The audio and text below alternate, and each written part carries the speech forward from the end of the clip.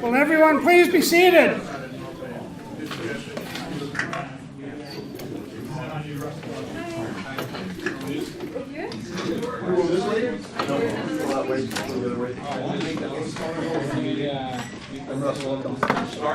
We're starting at 7 o'clock.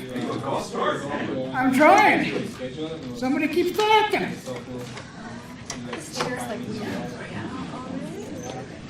I'd like to welcome everyone to our Toastmaster meeting for tonight. A lot of things going on in this building, actually, because there's a contest going on across the atrium. So that's not bad. That's probably why we're missing some of the people. We have food? No, I'm sure they don't.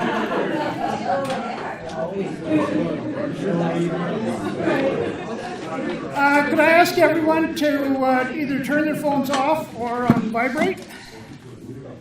And if you make strange noises when it vibrates, I don't want to know about it. Okay, if there's a fire alarm or reason to leave the building, you go out this door, turn to the right, through the swinging door, out through the atrium, out front. And we try to remember who's here so that if there's anyone missing, we'll locate them. So I'd like to welcome you to the meeting. Today, we have a mountain of a person for a chairperson.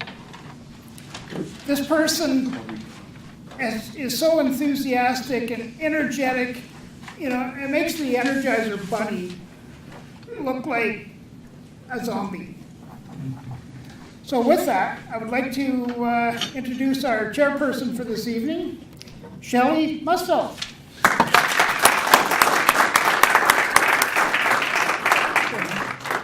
Thank you very much. Welcome everyone to our meeting this evening. I just noticed that we have people signed the back of this banner. Do we remember why we signed the back of this banner? Yes? We were drunk. So 10th anniversary. So if you have not signed the back of this banner, we will bring some pens sometime and you can sign it. Alright, but I just noticed that the banner was displayed in a way unusual to my normal sense. But this is our normal banner. Yes. And Diana, my wife, sewed that onto the back of the banner. Oh, well, let's have a hand. Better have the modern family there. Wonderful. Welcome everyone to the Ghosts and Goblins meeting. Not ghosts, ghosts. Ghosts and goblins. Ghosts and goblins. I've written the agenda changes as well on the sideboard because we've had a few, as Richard mentioned, there is a area contest going on. So our dealer's choice will be done by Kelly Core. I did not know how to pronounce Kelly's last name, so I asked her and she said it's like Apple Core. So now we know how to pronounce it properly, so Kelly will be giving our dealer's choice. We're taking the business meeting off the agenda. Anthony is not coming this evening, so we're not having the business meeting. Our tabletop evaluator is one of our newest members, Gennady, back there at the back. Sure. He's doing it. Our third evaluator, I don't see her here yet, so I have Aparna. If she doesn't show up, I've assigned Restantu to be the evaluator. So the third speaker could slide your form to whoever you need to. Members doing it right will be done by Shelley Musfeld. And our GE, because Dave Burns, I also do not see him this evening. I've written down Susan Kramer. The which? Susan Kramer. The GE. Okay. The GE. So if you would mind helping us out, that would be wonderful.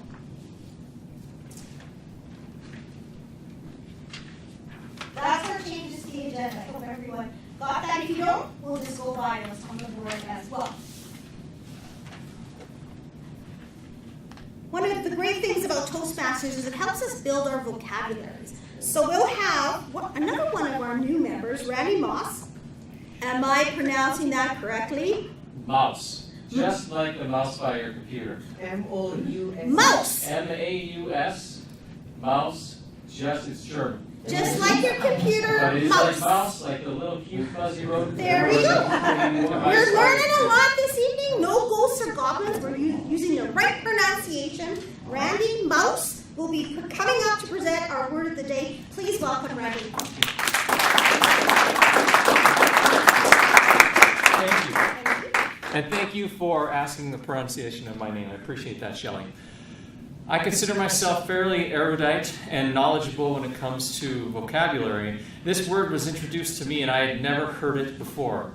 Fugacious, meaning fleeting, tending to disappear, like the word disappear off the board, transitory, or something of a short term or period.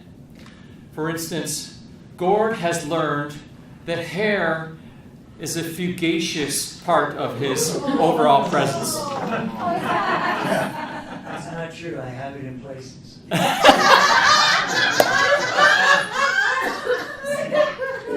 For instance, we can move the meeting along by having fugacious introductions this evening. Fugacious. Fugacious. Great. Thank you very much, Randy. Thank you, Randy. We will. It's a great word. Thank you. We'll try to use it today. We'll go around and give a question of the day for the benefit of our guests who are here. We have Linda Nicole, Susan, a past member, Audrey, and Melanie. If you feel comfortable, you can stand up and answer the question of the day. If you don't feel comfortable and you just want to stay in your chair, you could perhaps just tell us your name. That would be fine too. Your only rule tonight that I'm going to ask you is at the end of the meeting, I will ask all the guests for some feedback to see how we did. So if you have any feedback for us, I'll be asking for that at the end of the meeting. All right? For everyone else, question of the day, please try to answer in 20 or less words. What was your favorite Halloween costume? What was your favorite Halloween costume? And we're going to start, actually we're going to start way at the back with another one I can't pronounce. Could you pronounce it? Gennady? Gennady. Gennady? Yes. My favorite, which I word, it's a good one. I usually don't do costumes, but my favorite costume, whatever, Power Rangers. Power Rangers! Power Ranger Gennady. All right. Oh, everyone's one clapping. Way to go. That's wonderful. And our guest? Hi everybody, my name is Audrey. I'm treasurer at MVP Toastmasters at Transatla. My favorite costume, I don't know, last year I was Minnie Mouse and I think it was pretty cool. I thought that it was a nice costume for work and for evenings too, so this year I would like to find the same kind of good thing. Great. Hi everyone, my name is Melanie, and my favorite costume, I think it was a guitar. It was very, it was very original. It's been maybe 9 years ago in a party with Audrey, and it was very fun to wear that kind of costume. Very good. Nice to Thank meet you. you. Thank you. Good morning. I will fugaciously introduce myself. Gregory, favorite costume, guy at the buffet. Hello everyone, my name is Nicole Zhang. I'm very glad to be here and see how things are going here. My favorite costume is firefighter because that's my son's favorite. And on this Well, side? fellow Toastmasters, I'm going to give you two favorite costumes. For my daughter, we gave her a race car that she had attached to her via suspenders, and she opened the trunk with the key and the proper front piece, where everybody put her candy. That was my favorite for my daughter. The favorite for myself was a troll, because at the end of the day, I had to go pick up my daughter at her friend's place, and I went knocking on the door, and the woman came to the door and said, "Oh, hold on, I got some candy for you." She had no idea who I was, so I really enjoyed that. Oh, excellent. Good evening, everybody. My name's Matt, and my favourite Halloween costume is the Grim Reaper, because I'm tall, and because my name in some languages means death. And it scares people. Good evening, I'm Gord. My favorite Halloween costume is going as a dad when I used to walk my kids around. Perfect. Good evening, fellow Toastmasters. I'm Lana Azchuk. My favorite Halloween costume was an 80s fitness instructor. Good evening, everyone. My name is Susan Kramer. My favorite costume, do you remember the show Bounty Hunter? Doug and Beth, you know, Beth and Doug. And so my husband and I dressed up in a partnership one time in those costumes, and we walked in and nobody knew who we were. And I think like Joanne, I think that's one of the most fun things when you can fool people. So for me, it's Beth. Madam Chairman, fellow Toastmasters, welcome guests. Honored Toastmaster of the Year for our area.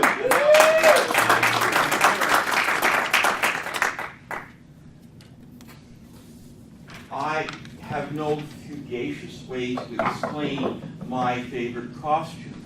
Those memories are so fleeting because I grew up on the prairies of Western Canada, and my outward costume was always parka.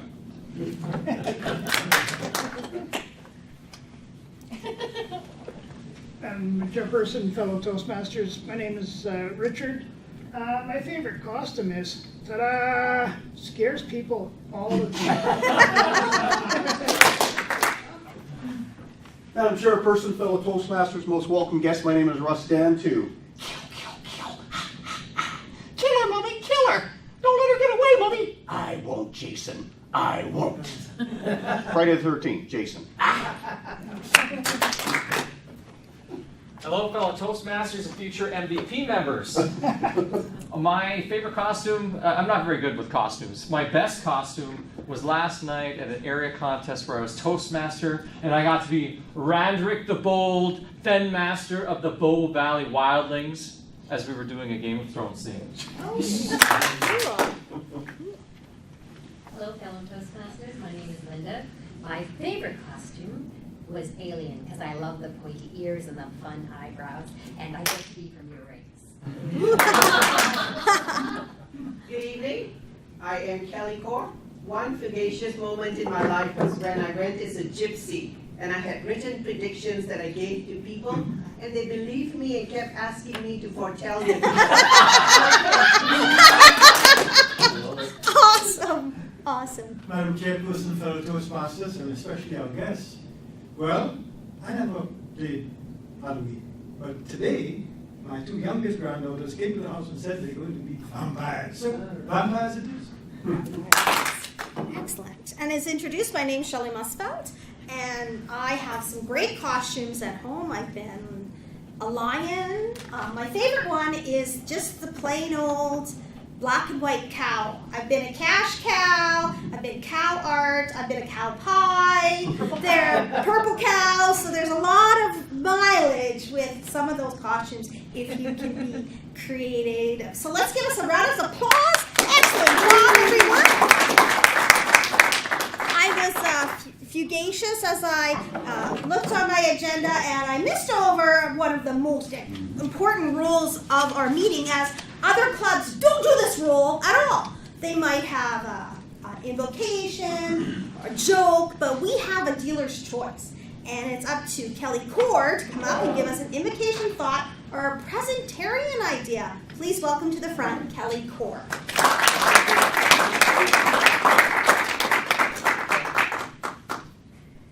I have no idea what this role is, so I made something up. I have 2 minutes, and I decided to do a presentation tip.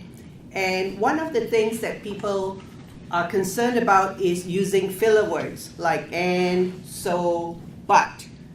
I thought I would share with you a grammar rule that perhaps you would like to use yourself. If you take a piece of paper and write down fanboys, and if you write that down, you will then know and never ever forget that fanboys stands for and, nor, but, or, yet, and so.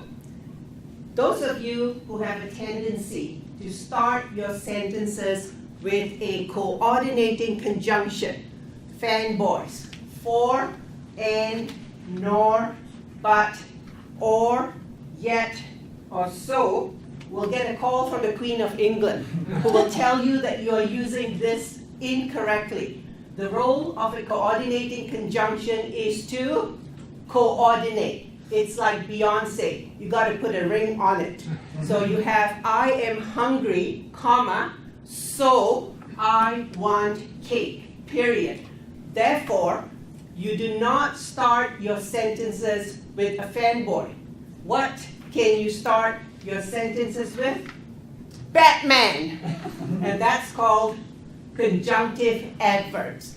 Meanwhile, back at the Batcave, Batman was plotting to save the world. Therefore, you can start any of your sentences with words like meanwhile, thus, therefore, still, in fact, first, clearly. Once again, do not start your sentence with and I am hungry. Therefore, I am hungry. I want food. If you write down fanboys today, remember they go in the middle. I love Toastmasters, comma, so I come to meetings every day. Therefore, I am an amazing speaker.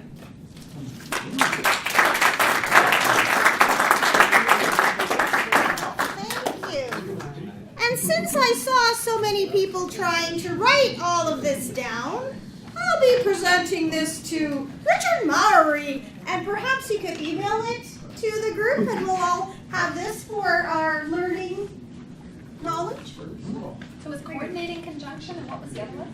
Conjunctive adverbs. Attention, please. Do you know what a Yes. conjunction Excellent. adverb thing is? Kelly Core, thank you for that lesson. We will learn more as we apply your rules. Therefore, so, and in future. Did I do that right? Close. Fugaciously? I tried. It's funny, Richard, that you said the Energizer Bunny. I do have an Energizer Bunny at home. Dave and I worked many years for family business, Cardinal Industrial Electronics. One of our lines was ever-ready batteries, and the rep would come in, and as soon as that first commercial came out, he must have been asked, by everyone, can you get us one? Can you get us one? Can you get us one?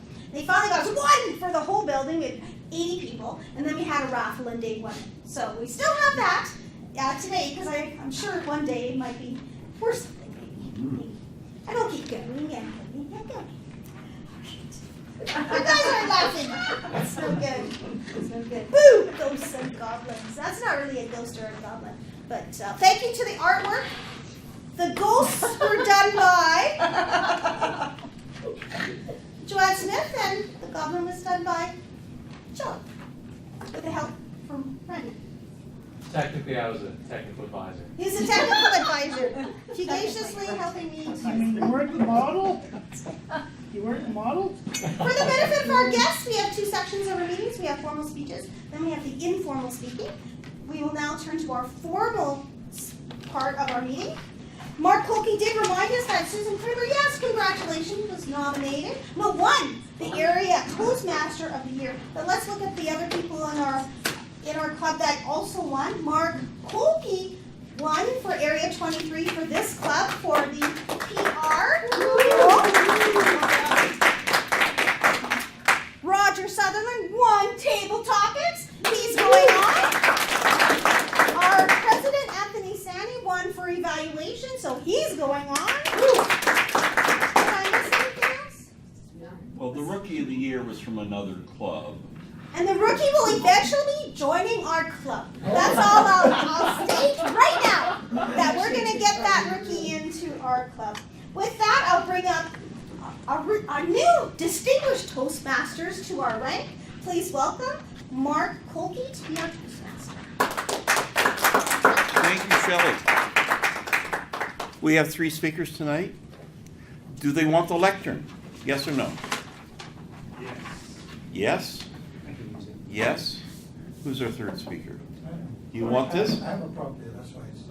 Oh, well, I knew it was there for you, but I didn't know if these other characters wanted it. When I was very young, I got exposed to the arts in an interesting way and attended a performance of an opera. Maybe it was an operetta, I'm not sure. But it was by Mozart. It was called Die Fledermaus.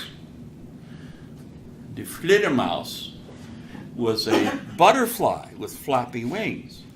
So mouse is not Die Fledermaus, it's the mouse.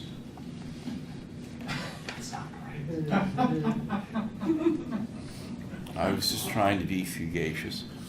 Good evening, everyone. I'm your Toastmaster this evening.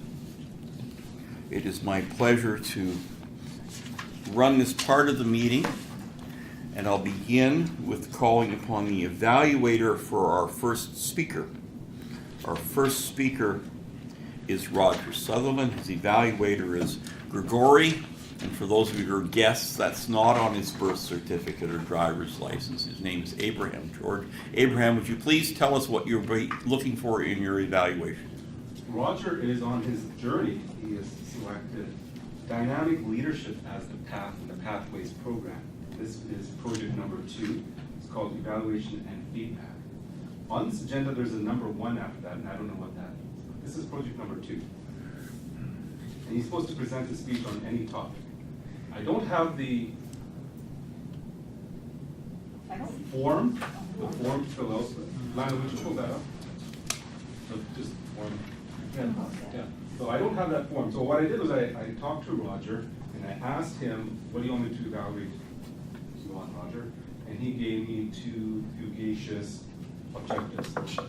How effectively does he keep the audience's attention? And secondly, how well does he motivate the audience? So that means that I'm going to have to question you during the break what you thought of this speech. And then I'll present a report at the end. Thank you. And the timing for this project? Oh, it's 5 to 7 minutes. So green at timer 5, yellow at 6, and red at 7. And if you could turn off the red light, please. Just waiting for you to finish. I'm just getting warmed up. Tonight, Roger will take us through a short story from an episode in his life that for him was both exhilarating at the time, yet providing profound lessons that impacted much what he did afterwards. And members know this, but our guests perhaps don't. You have evaluation forms in front of you, so if you can make notes to give feedback to Roger, that would be very helpful. Please welcome Roger Sutherland. Strongly believe in your idea. Strongly believe in your idea, Roger Sutherland.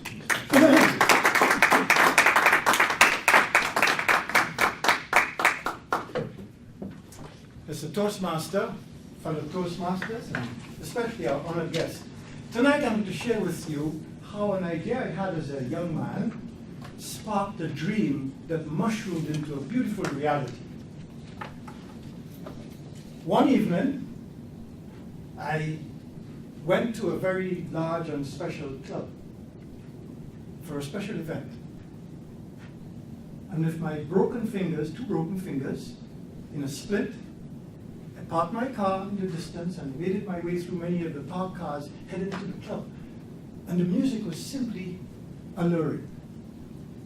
The full-bodied music just captivated me. And the closer I got to the hall, the more impressed I was. So I went upstairs, elbowed my way through the large waiting crowd, and entered the hall. You see, in the Caribbean, people love to dance to live music. It's part of the culture. And the crowd was massive. And eventually, I found my way to the other end of the hall, to the stage. Massive people dancing, many of them in romantic embraces on the floor. So I got there, and I heard this sound which I could hardly believe. Because you see, if I didn't have 2 broken fingers, I would have been the one drumming. But I had to be replaced while my injuries healed. And it was a very unusual experience for me. Unusual? Why? because that was the first time ever that I had heard my band, called the Quavers, from the outside as a fan, rather than from the inside as a player. It was surreal. Imagine this. You at home listening to music with the speakers turned away from you, and them turned and facing you. There's a significant difference. Tremendous. Well, I tell you, I was beaming with pride that night. I couldn't believe that those people produced that music and I was part of it. Well, it happened 2 years earlier when I played tennis and my friend and I went to the bar to have a drink, a refreshing beer, and he got on the piano as usual and his long fingers just glided along those ivory keys, and I tapped the rhythm on a nearby chair. And that sparked the idea. I said, Billy, why don't we start a band? Well, once the idea germinated, friends came by and aspiring musicians came by, and we really got serious. And our first bassist went to his mom, who was actually my first music teacher when I was a little kid, and she endorsed a loan for us. And we got instruments ordered from the United States, and we were so excited we got these instruments. And we practiced every day for hours after work. It was very challenging and very hard, but with our persistence and dedication, soon cohesive sounds began to emerge. It was unbelievable. And to our utter astonishment, we arrived to practice one day, and there was a crowd of people waiting. And the next day, the same thing, waiting for us.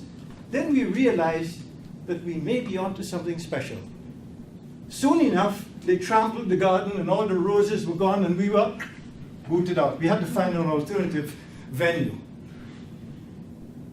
We comprised 9 players. We had keyboards, lead guitar, rhythm, and we had the drums that I played. We had congas, timbalitas, the Spanish ones, bongos, guarachas.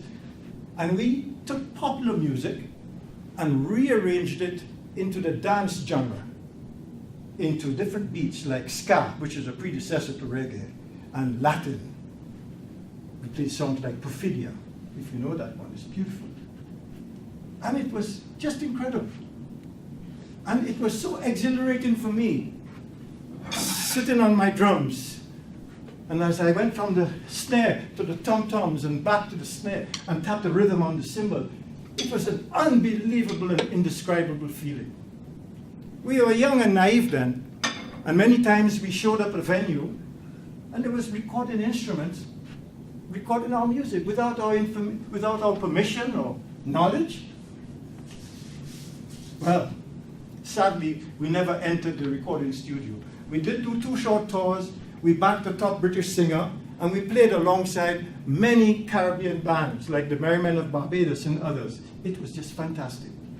But we had to disband because my friend and leader went to study neuroendocrinology at McMaster's in Ontario. And that was it. But we heard that our music was being played in London, Toronto, and New York for private parties. We don't have anything. What a shame. But I've learned something, because finally I learned that if you have an idea which you act on, and you act on it with determination, dedication, and persistence, never losing sight of the ultimate goal, you can achieve success. I quote the famous modern actor Denzel Washington, who said, "A dream without a goal is just a dream that will ultimately fuel disappointment." So I ask you, do you have a dream that you have forgotten or ignored and done nothing about? Think about it. What's circulating in the back of your mind now that you haven't had the courage to implement? I know you do. I know you do. But I suggest to you that if you take that idea and act on it and put into it a solid plan, and work at it with determination, perseverance, and courage, you never know how you might make humanity better off, how you may bring joy to others and to yourself. You will never know unless you try, because if you don't, it will remain just a dream and will disappear into oblivion in the far recesses of your mind. So I encourage you, act on it. Act on it. You may be astonished at the results. I was. Mr. Toastmaster. Thank you, Roger. If you can take a minute to complete your comments for Roger on the sheets, please. Mr. Timer, please let me know when a minute has elapsed.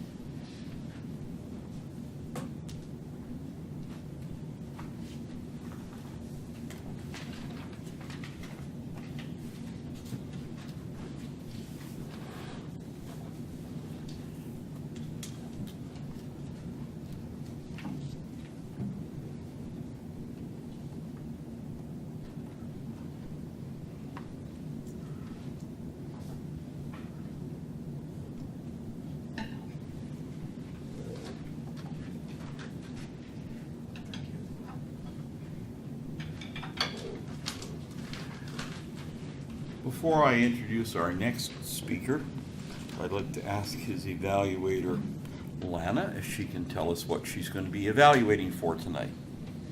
So Matt is also doing his second speech, and it's the purpose of this project is for the Yes. for the member to present a speech on any topic, receive feedback, and apply the feedback to a second speech. And the purpose is to demonstrate that he or she has applied the feedback received from his or her first speech. So Matt told me that he got some feedback on vocal varieties, and he wanted to add a little bit more of that. Wanted to ask more questions of the audience or get the audience more involved. And lastly, to make it more personal. The story is more personal. And it's 5 to 7 minutes. Thank you, Lana. Mr. Timer, green light at 5 minutes, amber at 6, red at 7, please. Some of us know Matt a little. Some of us know him a lot. And some of you don't know him. So I'm going to tell you a few things about Matt. First of all, he is our host. We have this venue for our club meetings and many special events this club participates in, and Fleur corporately are a great supporter of Toastmasters clubs, and they have hosted us almost continuously in our last 12 years of existence. And Matt is our key person, so he's very helpful to the club. So thank you, Matt. Matt is the fox in every hen house. No. He is the Grim Reaper at Halloween. He travels the world. A couple of meetings ago, access here was, the door was locked. The security guard didn't have authority to let us in. Couldn't reach Daniel. I called Matt on his cell phone. Matt was in India at the time. Apparently it was the middle of the night there. And he didn't catch it on the first ring. So while I was then figuring out who do I call next, he called me back from India to talk to the security guard to let us in. So he does yeoman service for this club. He's a previous member of the executive in a number of roles, and he is speaking to us tonight. He's been a Toastmaster for 5 years. He has a distinguished Toastmaster designation. He belongs to 3 clubs: High River, where he was a club sponsor helping them get started, Big Rock Pioneers. No, I was going to say Big Rock Pioneers because he lives in Okotoks, but he's just a visitor there, visiting professor there. And he's a member of Floor Communicators, which is a weekly club that meets in this building. Is it an open club or a closed club? Open. Open. So our guest, Nicole, one of the clubs in this area of town is Floor Communicators, but 3,500 foot clubs is a good club too, and I would encourage you to spend Wednesday nights with us. All that aside, it's now time to introduce Matt. He's doing a speech called The Book of Life. The Book of Life, Matt Fox.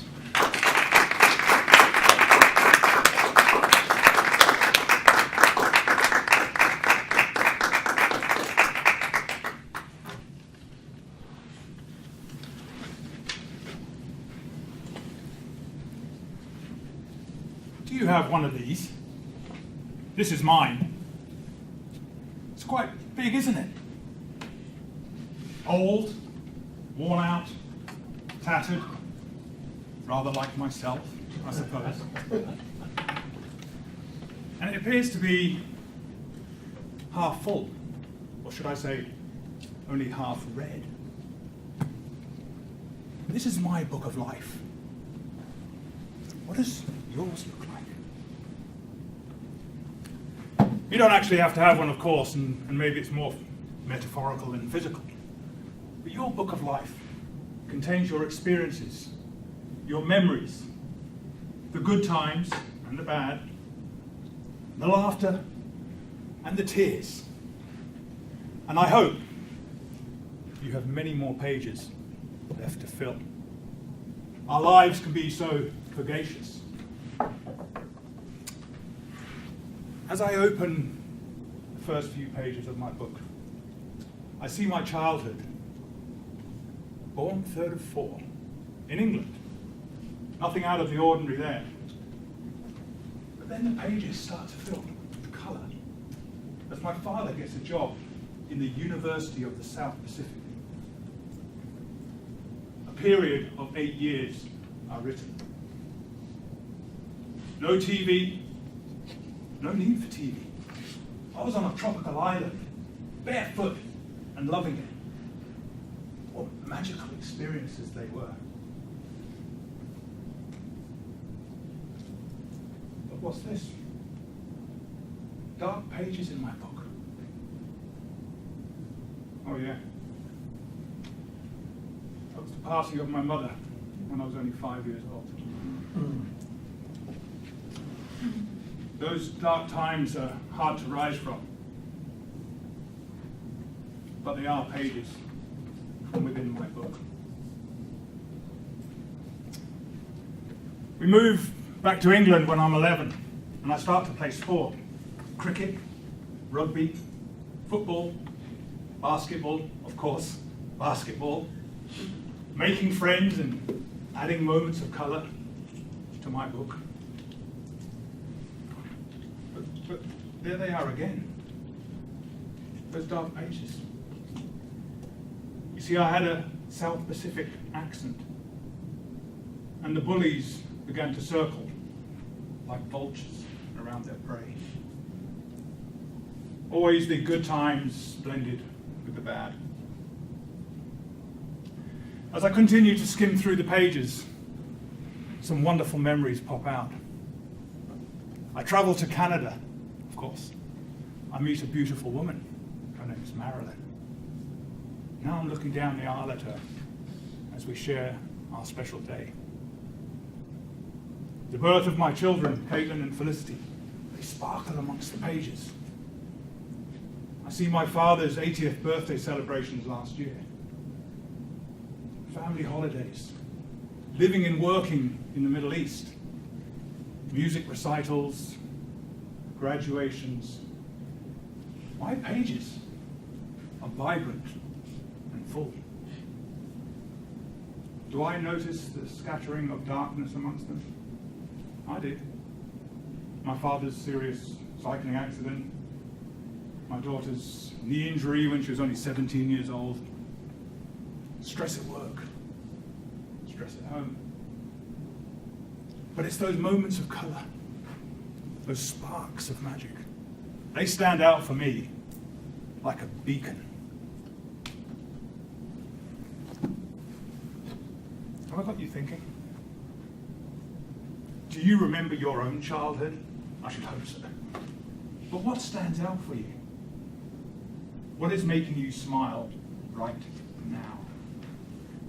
It is a person, a place, an event, Maybe it's a group of people like Toastmasters. When we stop and think, concentrate on a particular moment in time, we can find that memory, that moment of colour in our own lives. Did something just tug at your heart? Maybe it was a joyous occasion, possibly a sad one. It'd be good if we could avoid those dark times. But life has balance, and that simply is that. And that leads us to today. Me reading a speech at Toastmasters. But the rest of the pages are blank. They're a mystery. They're the unknown, the future. Can I shape them? Or are they predefined? Can I avoid those dark pages? Or do they actually make me stronger? What do you think?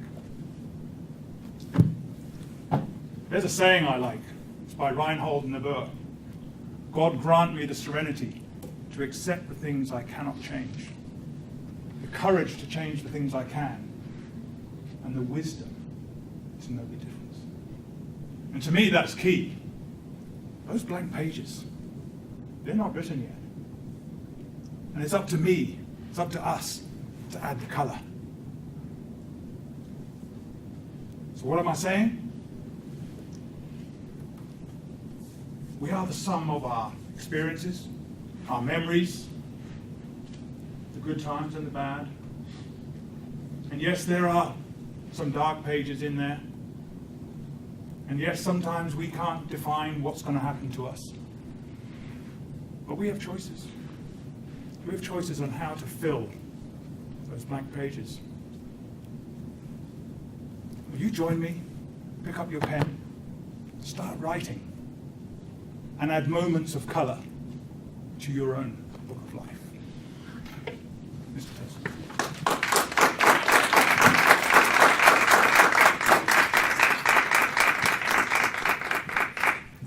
I've heard before that people can speak very passionately, and then there are engineers. And I heard that engineers sometimes use that phrase about glass being half full, but then they say it's just wrong size glass. Mr. Timer, can you give us 1 minute, please? If you can give some written comments to Matt, please. I'm sure he'll appreciate your feedback.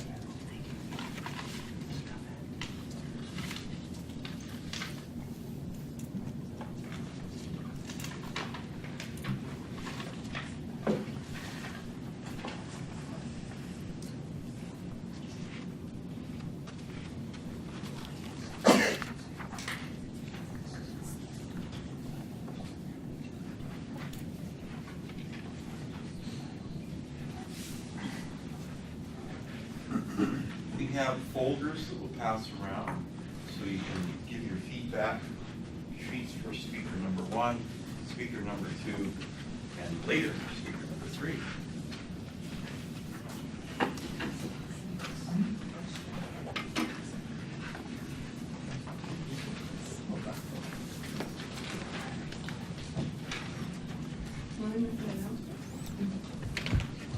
Yes. Right now, our test speaker has not shown up for our contest. Is there someone who isn't from the same club as either Freya Longman or Isaac Veneman that would like to come and give a 5 to 7 minute speech? He's already standing up. Standing up. He's standing up right now. I can do that. Our test speaker may show up and then you get off the hook and you can just get a hear amongst your usual. Well, he's lineup. about to give the speech here. I know. What is your timing over there? Like, is it right now or in a while? Well, we said we were going to start at 1:45, but we have flexibility because there's only 2 candidates. Can I send him over in about 8 minutes? Maybe Roger or... Well, I can't do it. Do you want to repeat? Okay. Roger. Roger. Roger. Do you want to- I might confuse that. Roger, do you want to repeat? My speech? Go do it So you again need a right test now? speaker. A test speaker for a Yeah, but I contest. have to get feedback first. Because after We're you going right over here in 5 minutes. Pardon me? A 5 to 7 minute speech. Yeah, but the project is to get feedback and use the feedback to deliver again. So Well, how much more feedback You'll be could back. you get than being in an evaluation contest? Pardon me? How much more feedback could you get than being a contestant? You can do in two of the evaluation? projects in one day, that's Yeah, what he's no, saying. what I'm saying is, if I get the feedback now, then I'll give the speech, because the project is to use the feedback to enhance your speech. Somebody will come. Well, some people So- come.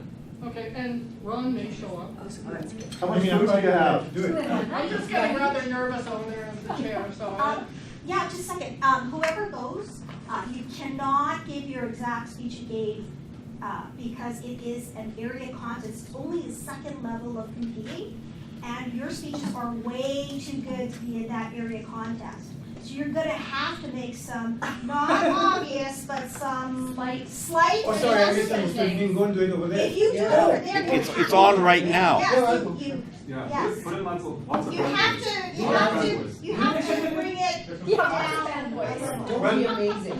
Well, what I'll do is I'll Because they read. won't be able to give you any feedback. All right, well, what I'll do, I'll read the speech, and then they'll tell me to throw it Nothing in. must be in the contest chair. That's what I'll do. Yes, he can be a testimony. You need to Doesn't take your affect props. us. Yeah. Doesn't Where's your other affect us. prop? She's texting. Actually, don't bring your prop. Yeah, Don't forget bring your your props. prop. No, okay. Oh, yeah, bring props, I wanna see the full. And then- Because And then mention that you forgot your props. Yeah, just mention it. And mention that you forgot your props. She said bring the prop. No, bring one Stop stick. mid-speech and move it forward. I'll bring it. Thank you, Shelley. So I'm going to. Roger, read the speech, goodbye. and tell me to throw it in. Could the meeting please come back to order? Everyone? Not gonna have the introduction. I don't need the introduction. No. Name of your speech title. Roger, bring back food.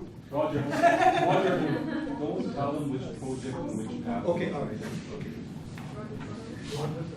For the benefit of our guests, we are normally really well organized. We do not have chaos in our meetings. It's those people at the other end of the building who are holding an area contest tonight with competitors from regular Toastmasters clubs competing at the area level.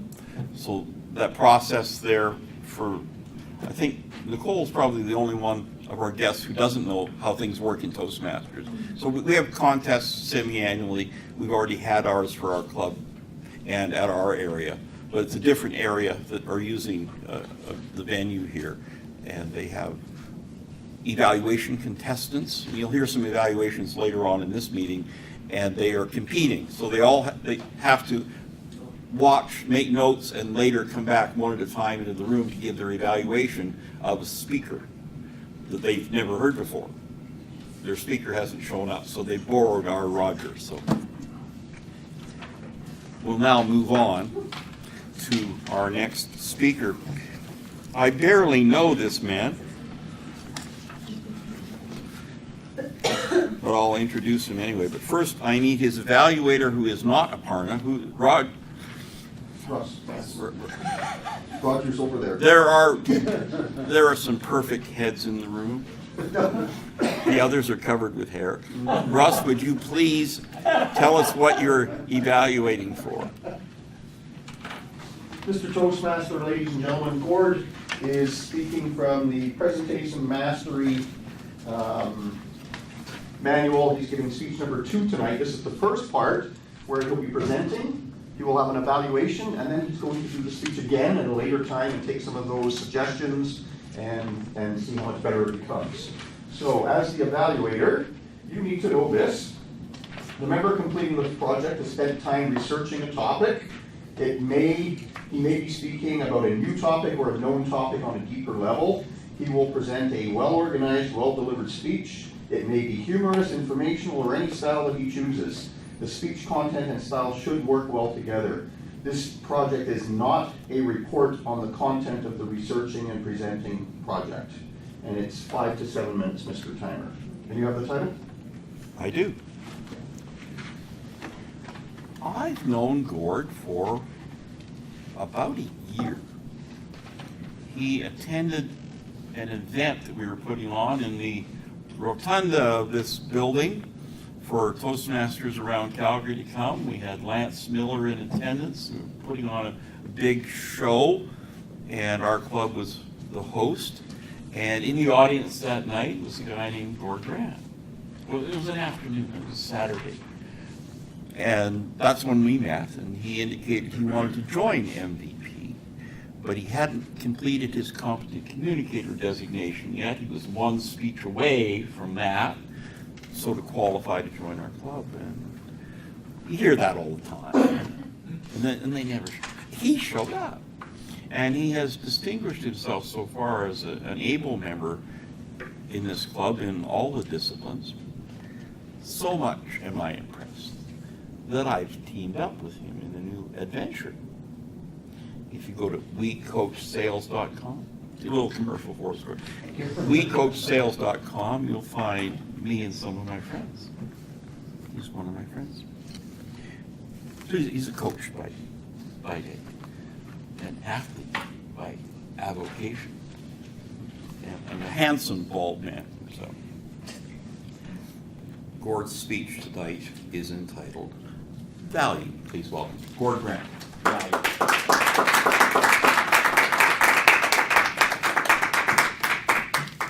Mark failed to mention that I showed up to the event for Lance Miller thinking I was going to see Lance Armstrong. These things happen.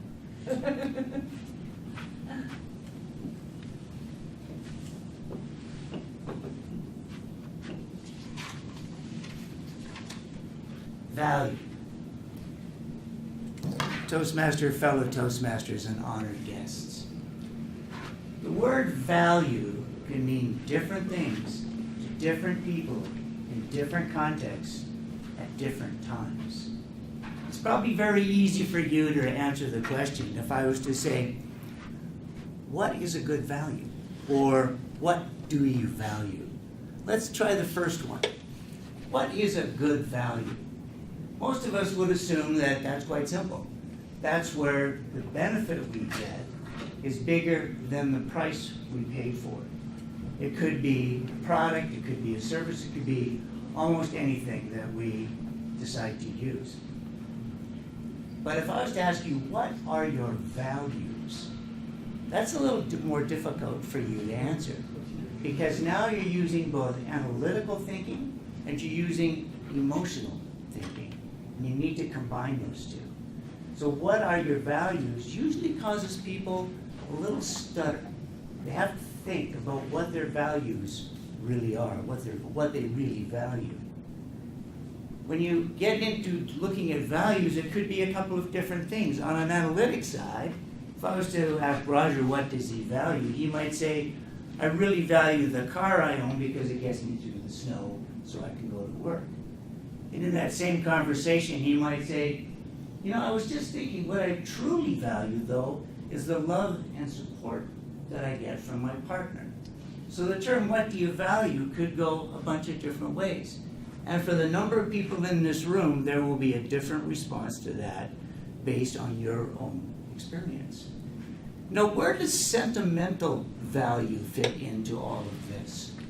I've got a very small pocket knife that my father had with him for probably 40 years. It was in his pocket throughout most of my childhood. So for me, it has great sentimental value, but it's a worn out, dull little knife. So where does sentimental value fit in the words of value? If I was to add S on the value and ask the question, now what are your values? Now that takes a little bit of thinking. Very few of us can list our values right off the top of our head, one after another. It's quite difficult, and it's supposed to be difficult. Our values are how we show up in the world. It's how people get to know us, and it's also how we show up for ourselves. So understanding your values requires you to give it some thought. You need to know what the value is. You need to know where it came from. You need to know what it means, and you need to understand, is it serving me right now? That is not something that you can do quite easily. When I'm working with clients, it's important for me to understand what their values are. And you'd be surprised that people can easily answer the question of what is a good value. When I say, what are your values? This S stands for stall, or stammer, or stud. Because they sit there and it's like the cartoon where their eyes kind of roll and they come up with something. And they give me a couple of values. And they're motherhood and apple pie kinds of things that everybody wants to throw up there. But I'd say, okay, how important are those to you? And then they start to get a little confused. So what I did is I created this list of values. And I've got this sheet for everybody to work from. It's a list of values down one side of the paper. When I hand it to them and say, okay, now have a look at these values and see which ones apply to you. The ones that they originally picked disappear off the list. And as they go through it, they go, oh yeah, that's important. And, oh, I like this one. And this is really important for me as well. And they create an entirely different list of values that they want to work from. Once they have this list, though, it's not a question of top 5, top 10. You go through the entire list and you rate them on 1 to 10, how important these things are to you. And once you've got that list, then it's very easy for you to understand these things are most important, these things are somewhat important for me to work with. Now, as Toastmasters, we are incredibly fortunate is that we live our life in evaluation. We give and receive evaluations with an open heart. If you've got a set of values, they're doing you absolutely nothing if you're not acting upon them. And that's what the last column in this sheet is for. It's to let you decide, 1 to 10, how am I acting against that value? What am I doing to honor it, to make a difference?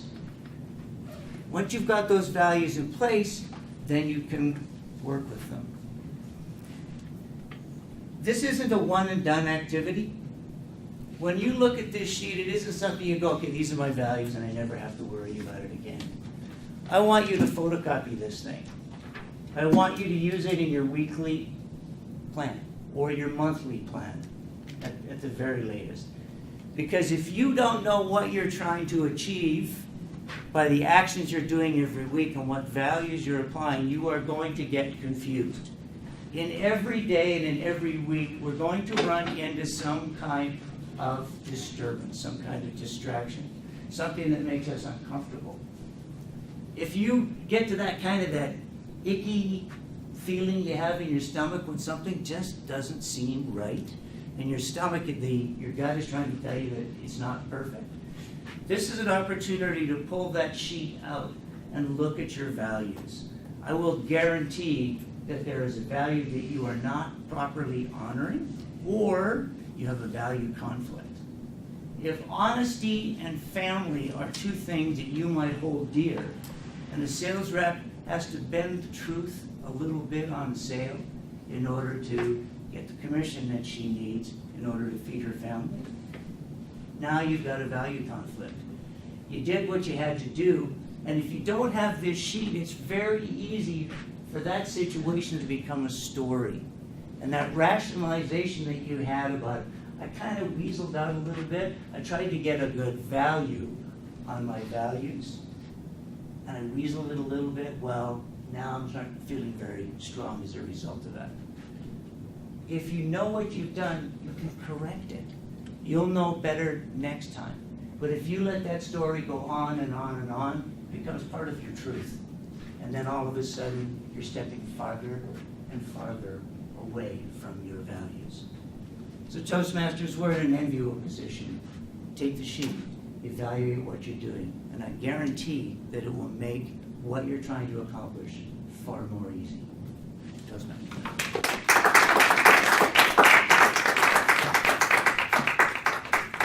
Thank you, Gord.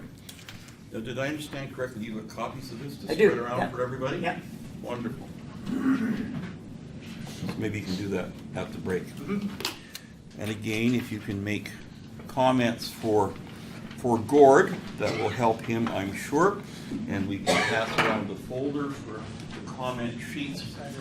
Before we go to a break, I want to read something to you. After our minute of silence. You're taking my minute, yeah. Yes.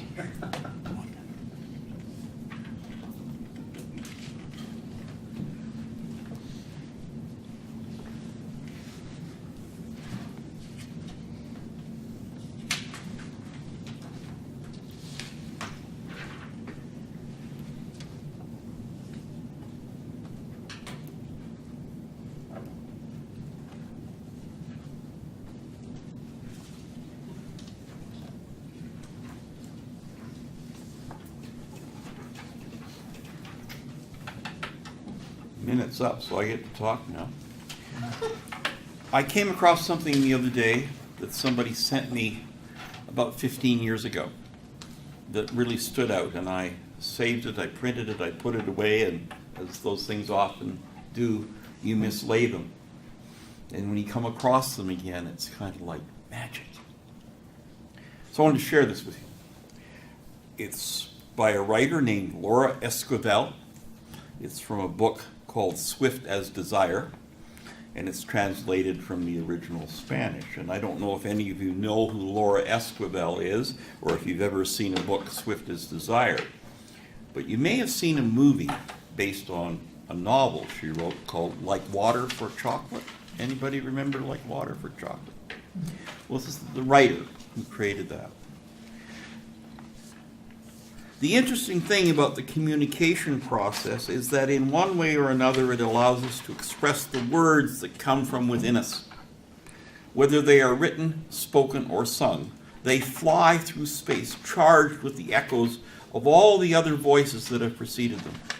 They travel through the air bathed with saliva from other mouths, humming with the vibrations of their ears and throbbing with the beat of thousands of hearts. They cling to the very core of our memories and lie there in silence until a new desire awakens them and recharges them with loving energy. This is one of the qualities of words that moves me most, their capacity for transmitting love. Like water, words are a wonderful conductor of energy, and the most powerful transforming energy is the energy of love. I like those words. Laura Esquivel, Esquivel, and that's from a book called Swift as Desire. And I swiftly desire to call a break, 10 minutes. Actually, we're going to break for, we'll break for 5 because we're a little behind now. Well, we don't have a business meeting. No, but we're still going to break for just 5. It's actually okay, we can go to 10 because it's the meeting's scheduled to finish at 8:47. So Yeah, we got a good time. 10-minute break. So I'm here because I couldn't speak because I'm a contestant. So You're a contestant in another. Yeah, so Jocelyn reminded me that I can't be a test speaker. Why couldn't you be a test speaker? I can't be a test speaker. No. Kelly went? Kelly went. Yeah, he's in competition, so he's ineligible. I was wondering about that. At club level, he could. I forgot about that. I should have done that. She's going to give them a grammar lesson. What's that going to do? Because It's nothing like having. What are you talking about? No. How do you like to I went to division podcast, and I was sitting in the crowd, and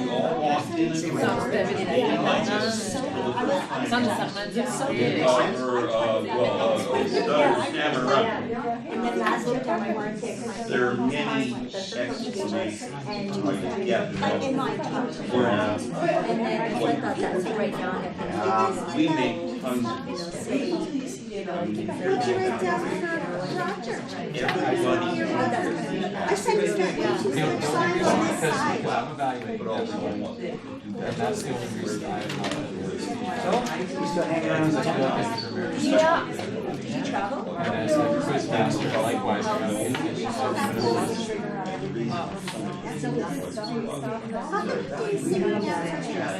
Okay, so we have two then. I said, what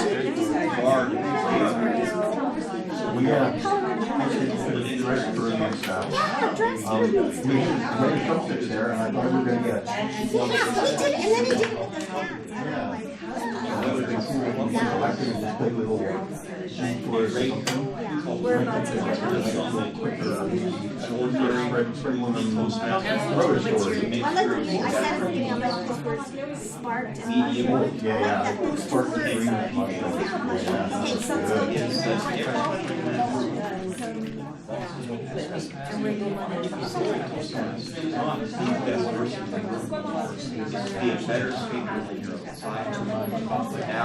I find that, and you know, this is a speech, you can't find something. Give 5 to 6 questions. So much. Scary. All right, dismissed, I get it. Oh yeah, that's right. The dark time, the dark and the light. No, I thought about it. I thought about it. I went to the dentist 2 years ago. And I don't have coverage. And I just bought a simple prop. They said, oh, you should have First was very good. so I had to take one out, and then it cracked my teeth. And to mention that, dark and white, I just put a little things down that help my teeth. So there's never overweight.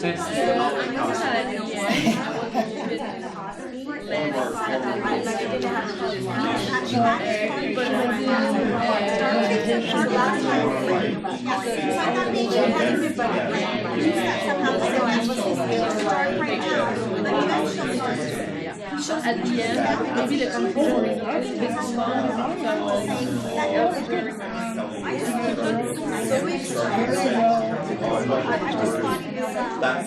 I said, Philip, yeah, when he said, did you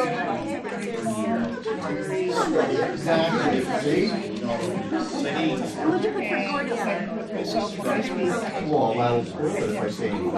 Get things, but like walk on freeze or something like that. Rust dam. Yeah. The other one. My sister was really into that. Oh my god, I love that show! I watched a few episodes, I thought it was corny, but my sister is different than me. I always like drama, like trailers, because these films I always like that. maybe I should. Yeah, I think I watched like like he put them down. Well, I did it that way because I would say that that's fine excuse, but that's trying to explain myself. Where the speech should actually explain myself. And I just said, what if you clicked for me? Oh, because like zoning and stuff like that. I just said, maybe for the next one. That's why I was trying to stay with Maybe this. Unless you need that minute required. Right. Those are the two topics. Well, it's not that hard to get So how do you like this through book? that. Some of it's an investment in time, but also Yeah, no, he said, well, when he was sales. demonstrates instructions how I don't think he knows me. I really enjoyed that. many. Me too. I wanted it to look like, as soon as you get it, just look looking at it, so I understand what it's, yeah. I just said, and I guess it depends not the one button, but I just said, try to find a single line. Give me the there, pockets of time, so I know what you got here. It's like about teaching kids That's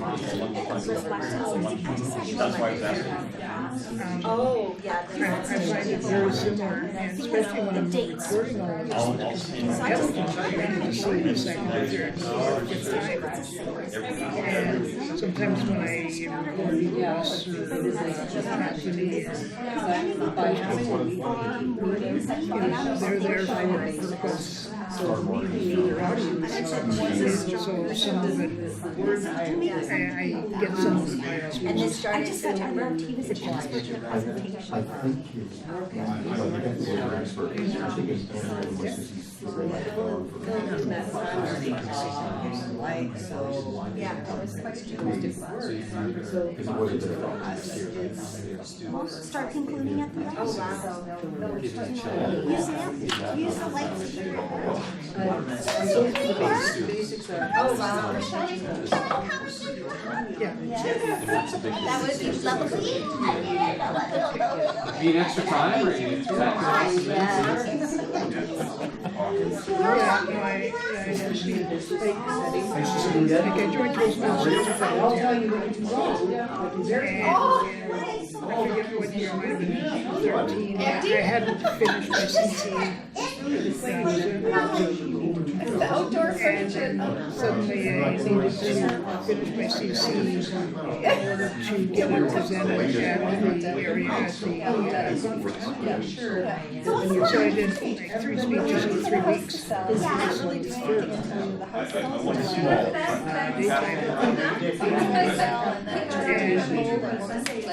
so much of my energy came from metaphor. Don't look at the bad side of giving a speech. And from there, I'll talk in front of anyone. Record like full time? With that, and my goal has been to be able to give a 20-minute talk on anything that I know. Give me 20 minutes, and I'm there. So where I'm going to be. I wouldn't say that it's a good presentation, but at least I'm not chickening it up. I met with the members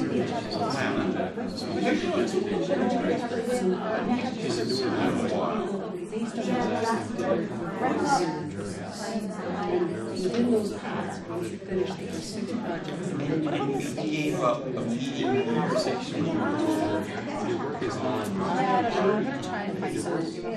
Yes, something else. Oh, you had. 2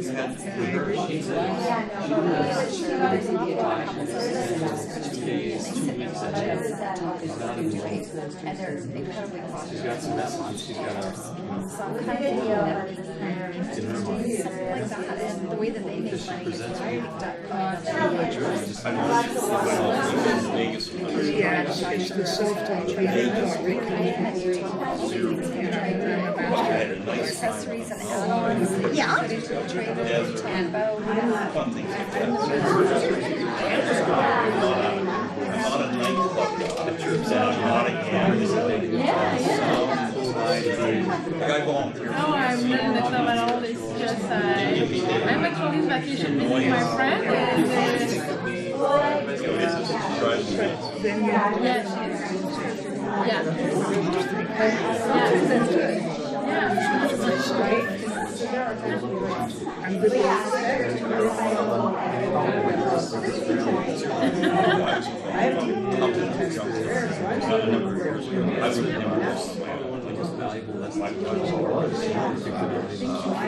For accepting us. Because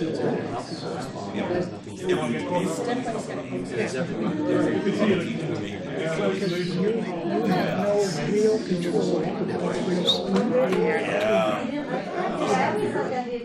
like you stay your thing, but you have no control on what you're saying. And the sooner that people figure that out, now is I have no control. You go to a website, you see how they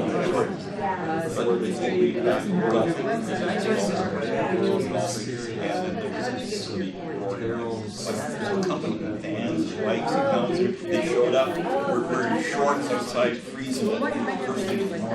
And then we did it, there is evaluation. I've never been. So we go into the site, log in, and when you do your Things that grow, not just sand. So, and you can All order these folks are bringing up. and have them give you a free copy of everything. And I'm not going home, but you come into the desert, I didn't make the whole route.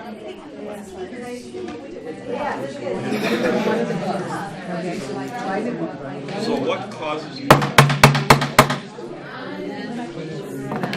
Visiting my friend, a Toastmaster for another club. She invites me and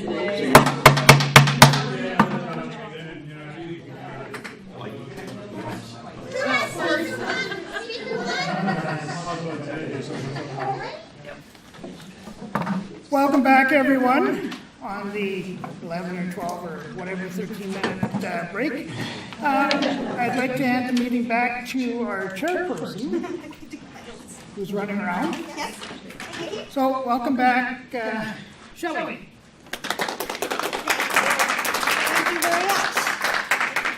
Welcome back, everyone. Whoever went for snacks, that's a good thing to do. Thank you very much for Roger offering to be a test speaker, and thank you very much. We won't have a business meeting because we do not have our fugacious resident this evening, but we do have a chance for our guests. This is the second half. Remember I said there was formal speaking in that first half? Now this is the chance we get to practice informal speaking and to explain how the informal portion of our meeting is coming together. It's another distinguished Toastmaster coming up to the front, and she will have her table topics. Please welcome Joanne Smith.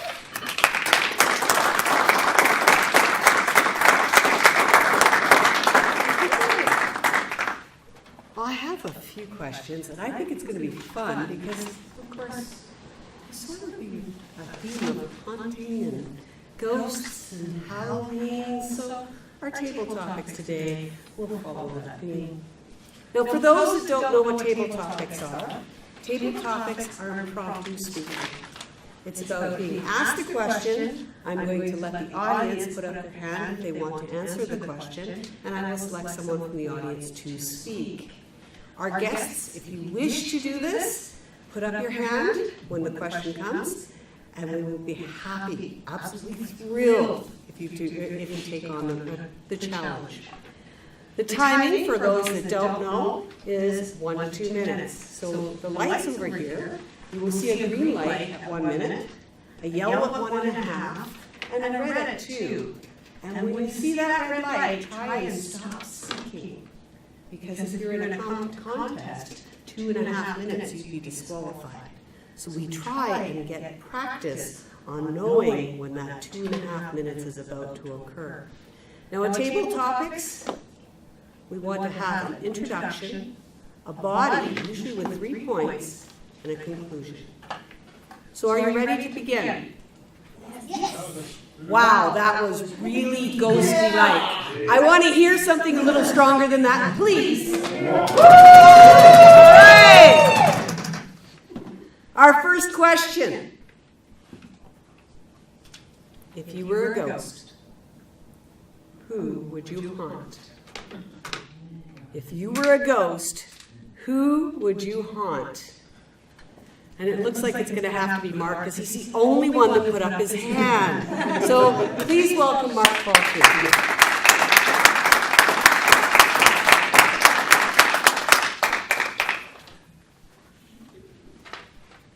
Madam Table Topics Master, fellow Toastmasters, and welcome guests. Haunting is an interesting word. It means many things. It's what haunts you. Haunts me. What would I like you to haunt someone else? And who would I choose? Friends? Foes? Competitors? Family members? I have 2 ex-wives, 2 other ex-near-wives. Well, how else do you describe somebody you lived with them and you didn't marry them and then they threw you out and you left? I have 2 daughters. I have 2 grandchildren. I wouldn't want to haunt my kids and I wouldn't want to haunt them, but I have 2 ex-wives that I might like to haunt. Booga booga. Haunting is scary things. But what really haunts me more than anything else, of course, are not the troubles, not the complexities of life that didn't work out, the opportunities I missed. So, who would I haunt? Not in a Halloween sense, who would I haunt myself? Haunt my own belly about not the mistakes I made, but the opportunities I failed to take. And use that as a reminder to not let great opportunities pass you by. To do things.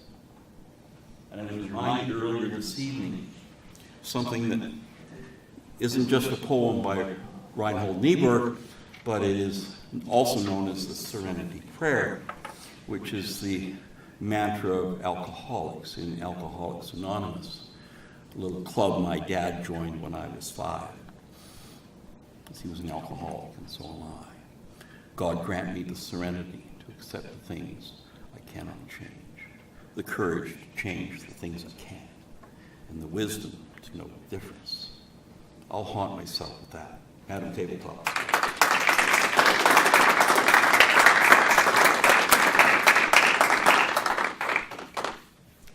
Thank you, Mark. In my neighborhood, on Halloween, you can hear,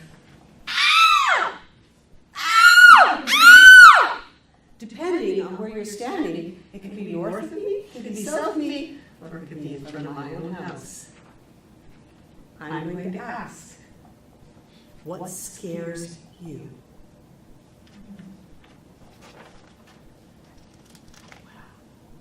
I'm not getting anybody. Oh, thank you. Linda.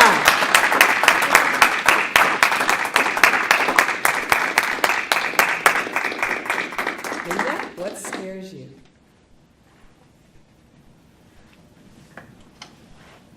That's an interesting question. What scares me? I'm kind of fearless in a whole lot of ways. Bungee jumping is one of my favorite things to do. I've jumped out of airplanes. I've hiked some pretty amazing trails. Physical things don't really scare me. Things that, maybe someone jumping out of the woods would scare me. But mostly, I'm pretty fearless. Except when it comes to my inner insecurities. They scare me. They're the things that kind of haunt me in the middle of the night. They're the things that come forward and start creeping into my dreams. They're the things that really scare me. It isn't those other outside things. It's the things that live in my head and bounce around and where did it come from? What's it go? What's it going to do? Where's it going? That's what scares me. So how does one address that? It's always confrontation, right? It's a matter of standing up. It's like, oh yeah? You think you got me? Maybe you do, a little bit. But I can get around that. I can step up. I can confront that damn thing and say, no, I'm going to go. I'm going to do it in spite of you. So in summary, yep. I get scared. But I think my superpower is I'm not afraid to confront my demons.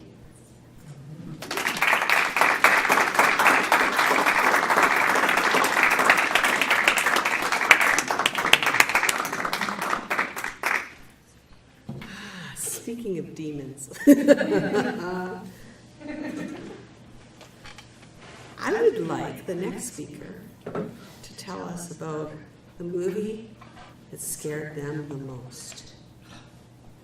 And yes, Susan, that's going to be you. Oh, you're GE? Oh, okay, because I don't have you written as GE.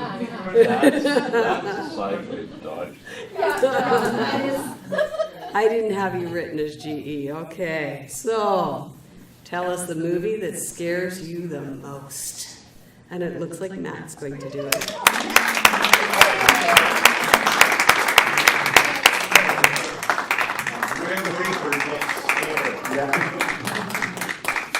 That is so true. The Grim Reaper does get scared. It might surprise you to know that I don't watch horror films.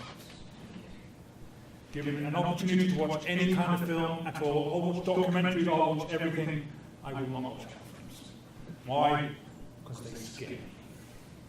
But why do they scare me? I have two stories to tell you about. The first was when I was in Fiji when I was a young lad, and I was probably 8 years old, and I went to see Rosemary's Baby. I was 8 years old. How did I even get in? And I think I spent 95% of the time hiding behind the seat. Or maybe trying to see over the seat, I don't know. That probably started my fear of movies. And then, some years later, I think I was probably about 15 or 16, I suppose. I was round at a friend's house. It was in England, not Fiji anymore. And we decided to have a movie night. And they put a movie on called The Evil Dead. The first one. The Evil Dead. I don't know if you've seen that movie or not. It's about 4 people that go to a house in the woods, 2 guys and 2 girls. And they wake a demon through a book, something like that. I don't quite recall. I've only watched it once. I've only watched that movie twice. And we finished watching that movie at 3 a.m. in the morning. And I had to cycle home. Through the woods. I can cycle fast, I can tell you. And I did cycle fast through those woods. I don't even know why I went to the woods. I could have gone round the woods, but I actually went through the woods. When you think back to some of these experiences that shaped you to who you are today, those 2 experiences are what have caused me to not really like horror films.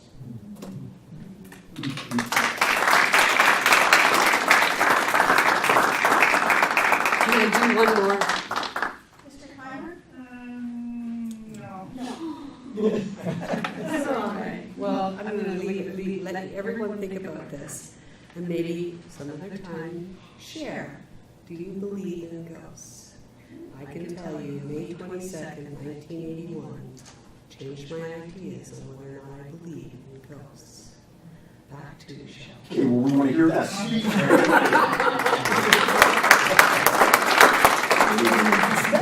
Thank you very much. I'm going by our agenda, and Gennady, you have a chance to come up. It will be for 3 minutes, Mr. Timer, as we have 3 speakers. Please welcome to give his evaluation of table topics, Gennady.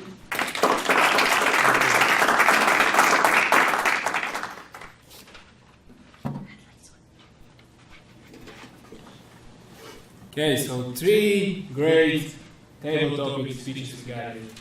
And the common thing what I saw in all of them is everybody shared their personal story. Everybody talked about themselves. Not about any contextual or something else, but about themselves. And personal stories are really good. So, starting with Mark, he had a great opening with talking about hunting and what is it hunting. And then he went into, he asked the questions about who would they hunt. And he gave us example. Oh, what comes in his mind? Maybe about his ex-wife, kids, other options. So he kind of gave himself, it's a good technique, I think, to give yourself a time inside of table topic, asking random questions. That will give you time to think where you want to go. So I think that was really effective, and I don't know if that's the reason you use the questions or not, but that was really good. And I like the humor inside of like talking about an ex-wife. Would I hunt them with my ex-wife? It's like a good idea, it's like tricky, so that was pretty good. And what I love the most about the table topic speech he gave, it's very inspiring.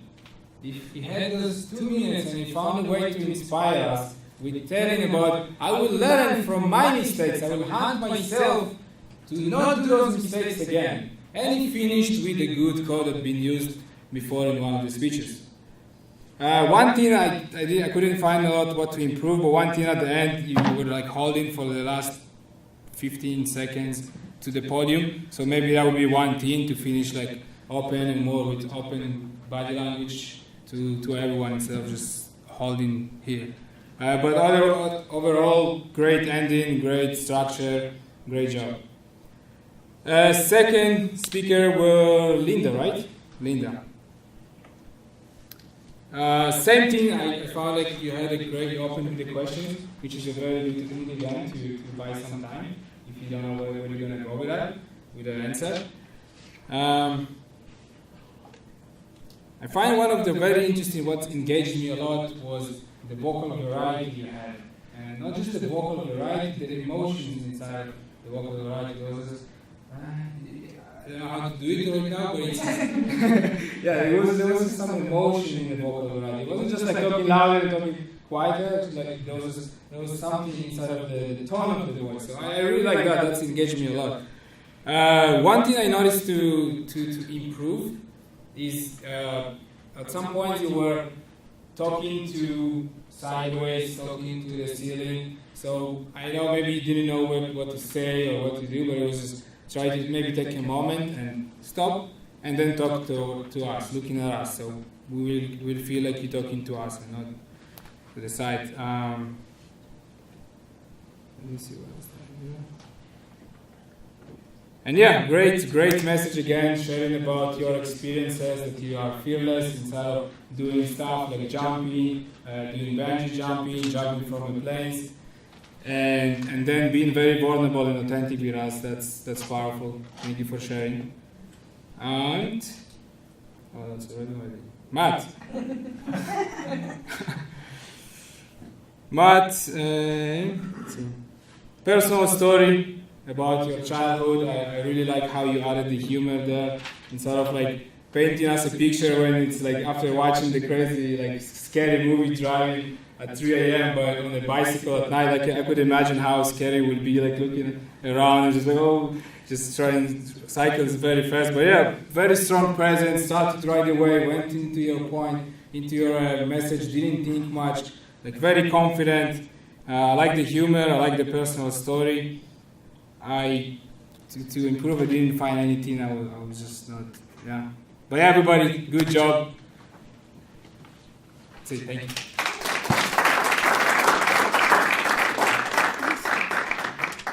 Thank you. I don't know if it's the advanced club, but I think our timing goes a lot faster. Doesn't it? It just seems to be in our club. Well, we'll definitely be tested on the timing with our guest, returning past member and guest to our meeting tonight, our general evaluator. Please welcome up distinguished Toastmaster Susan Kramer.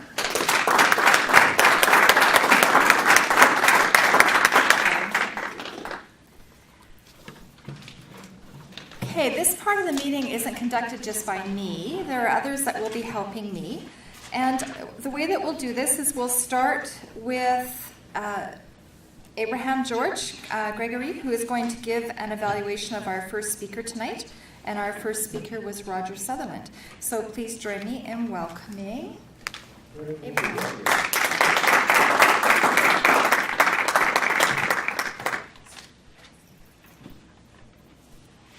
When we find something that we love to do, it feels like we're making music. And we got a chance to hear Roger's passion about music. Members, guests, and especially Roger, I have the privilege of providing the evaluation for Roger's speech. Strongly believe in your idea. And I'll share with you my 3, 2, 1. 3 things that are good about Roger's speech. 2 things to make it even gooder. And the one goodest thing about Roger's speech. And I'll be referring to the 2 objectives that Roger wants me to focus on, which is the audience's attention and are they motivated? Are you motivated? And I will be very unfugacious about this. So first of all, what are the 3 things that are good about Roger's speech? The use of body language and playing the drums, that caught our attention. So that's the first thing, catching our attention with body language. Number 2, you have 2 stories. And 2 stories using 2 different positions on the stage. So Roger started by talking about the nightclub over here and transitioned over there by saying years later when I was playing tennis and stood over there. And not only does that catch our attention, it's also memorable because we remember those 2 spots or those 2 stories. And number 3, I was polling a couple of our attendees here, and I heard that that they were attentive through these two stories. So what could we do to make this even gooder? So the audience thought that the conclusion went on just a little bit too long. In fact, what I noticed with the conclusion was that Roger came over here briefly, but then went back over here, then went over here, and just went back and forth. What I suggest is to tighten up that message in the conclusion by staying here, staying focused, staying here, and then the audience will be attentive to you at center stage here. Secondly, I heard Roger say that his music was being played in Toronto and London and other places, and he didn't get anything out of it. And that is off message. That's actually the opposite of what you want to do to motivate the audience. So I'd suggest get rid of that altogether. So the one goodest thing about Roger's speech is the use of a testimony. And a testimony is your story, and it's potentially very powerful. With the testimony, Roger, I thought you kept the audience's attention for most of the story, and you could be motivating the audience, and I have to talk to them more afterwards. I felt motivated. So in conclusion, Roger, I thought that you keep storytelling and tighten up that conclusion. Madam G.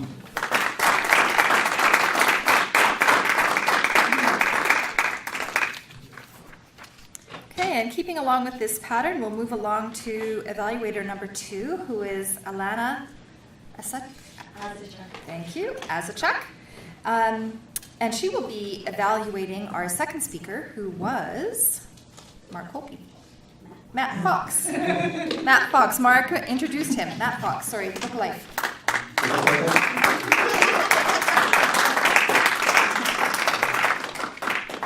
I wanted to focus on the 3 things that Matt wanted to see improvement on: vocal variety, personalization, and asking more questions. I loved it. I loved the speech right from the get-go. I love the metaphor with the book. You asked us right away, how many of you have one of these? And I'm in my head, I'm thinking, I have thousands of them. And and then you used humor, worn and tattered, just like me. And you caught my attention right away. So I loved it. So I found it very personalized as far as when you have wonderful memories, big smile when you talked about your daughters.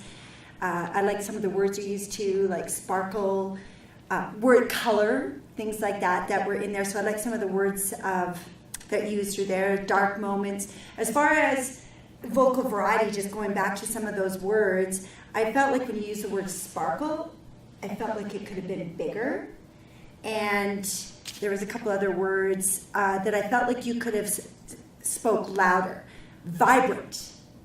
I felt like your pace was good, but I felt like it was kind of a little like this a little bit. So there were certain words, I was like, yeah, speak up, vibrant. When you said dark, where there's some dark moments, your voice did get quieter, which I really appreciated. And there's a couple words that you did speak loud. When you said joyous, it stood out for me.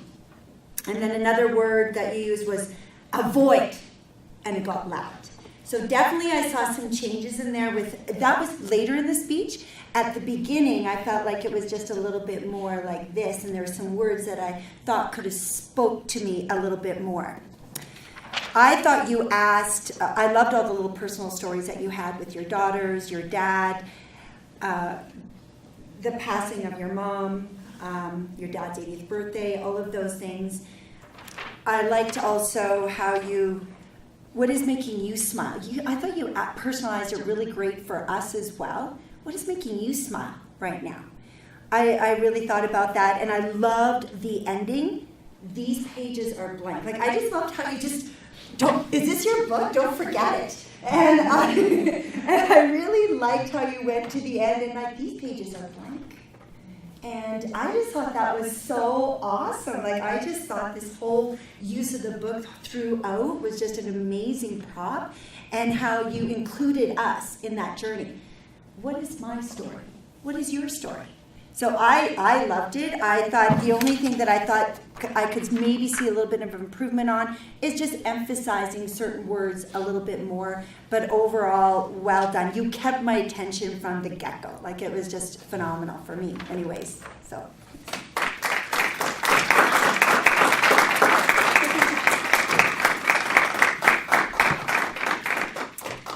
And evaluator number 3 this evening is Russ Dantu, and he will be evaluating Gord's speech on value.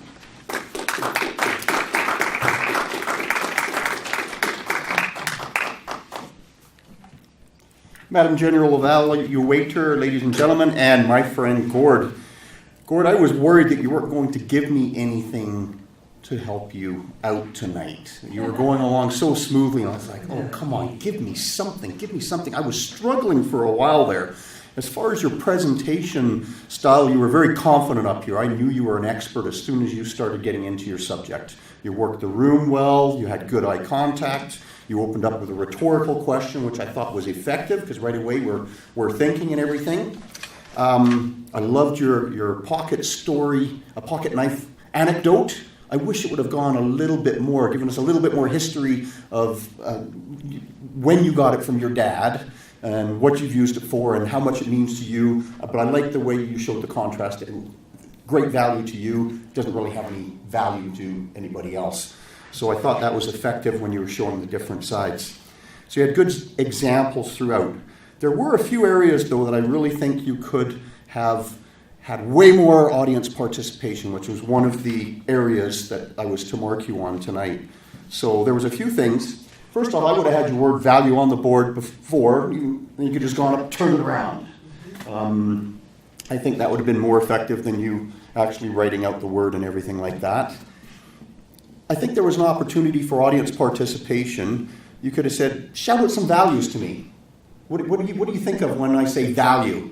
And you could have had audience participation that way. Okay, so now you've shouted out that. What are your values?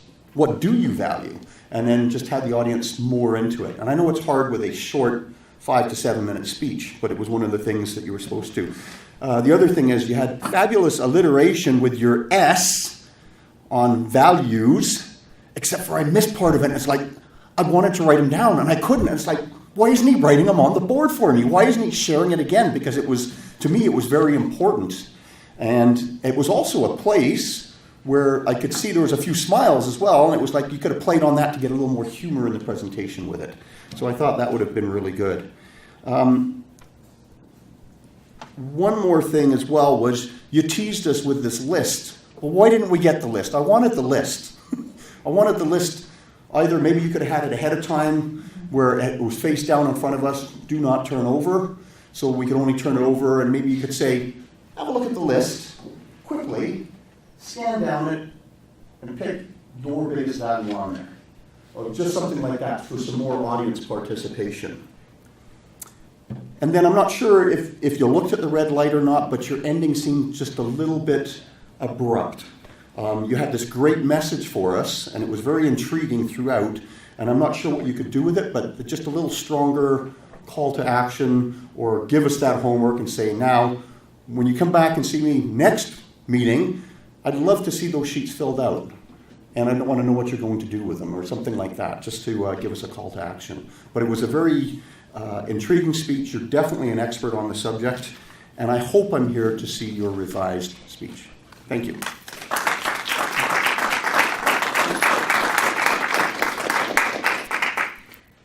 Okay, the grammarian report. I'm going to go slightly out of order here so that Richard can continue to time. Grammarian, Randy, I'm going to have you come before I speak so you can't count any of my faux pas. And as general evaluator, I'm allowed to do that. So please, can you just stand off to the side there or come up to the front, whichever one you want. And Randy, give us your grammarian report, please. Excellent. I will try to be concise today. As grammarian, I find there are usually two roles that I take. One is to help identify some of the unconscious uses of language that perhaps would tune up our message when we're speaking. And the other is to identify great uses of language that were used and shared in the evening.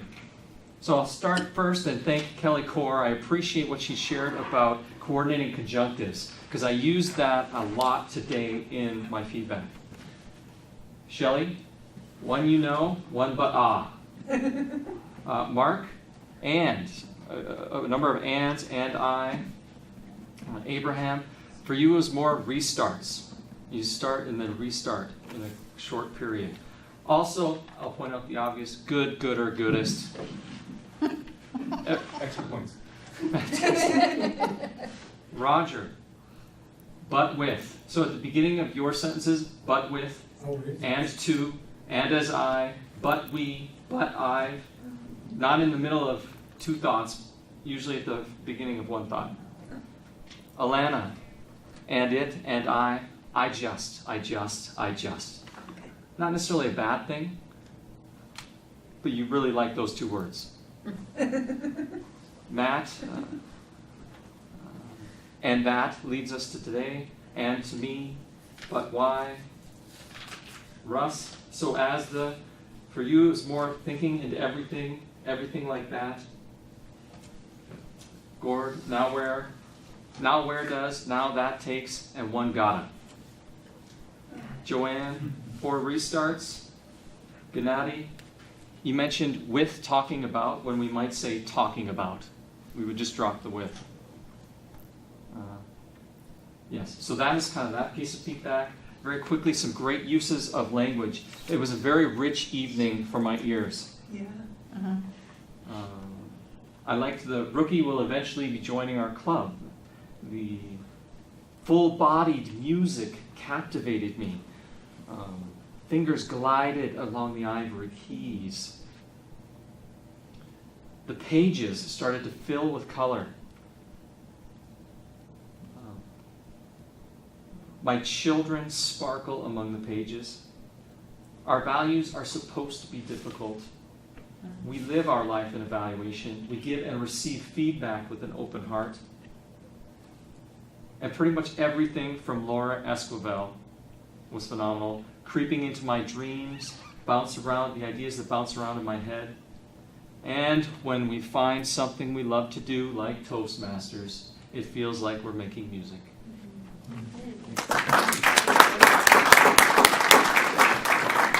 Thank you, Randy. Well done. Time check, please, Mr. Timer. I got another 5-10 minutes. Okay, I'm going to go quite quickly then. The GE's role really is to look at every aspect of the meeting, not just the odd item like calling up these people that I've just called up. So I'm going to look at some of the things that happened in the meeting.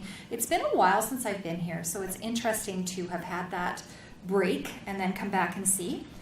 Richard, I would like to commend you on a great job as Sergeant at Arms tonight.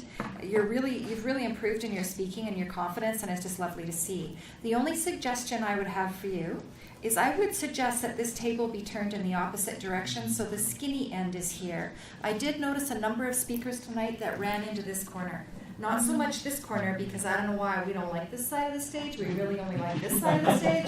But people kept running into this corner. So if you flip that around and the skinny edge is here, that would be less likely of happening. And you'd still have room to put your papers and things up here if you need should them. have saw the room when I first got here.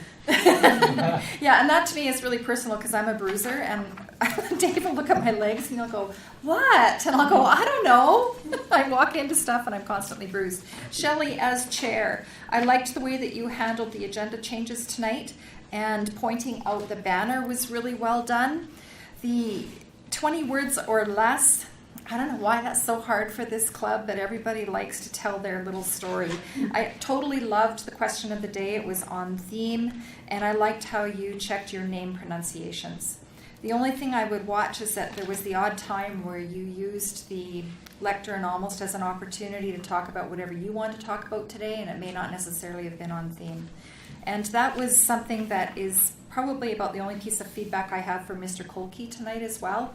The story and the reading was lovely, but I'd have done a time check first to make sure there was time to fit that in before I took that stage time. Because as Toastmaster, that's not your role. You had excellent intros tonight, though, and I know some of those you had to make up on your own. So a challenge to anyone who spoke tonight, if you were not happy with your introduction, get off your butt and write your own. You can give it to the Toastmaster in advance of the meeting, and generally they will read it, and then you will have heard exactly what you wanted to have said about yourself at the beginning of your speech. Randy, great word. It was used a lot. You did give us an explanation 10 of... times, sorry. Yeah, you did give us an explanation of what your role was for the evening, but we didn't hear it until you gave your report. And that would have been something really good to know at the beginning of the meeting instead of the end. And that would have been something really good to know at the beginning. And if you could have also told us what to do with the word. I know some clubs give one clap, some clubs snap, some clubs knock. Just let us know what you want us to do tonight.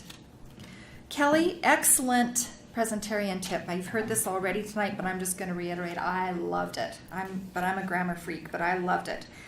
The dealer's choice, for those that don't know what it is, we do have a handbook for this club that explains every single role. It was a really big piece of work that happened about 2 years ago. I think it's still on our website. If you want to find it, ask Richard. He'll let you know where it is.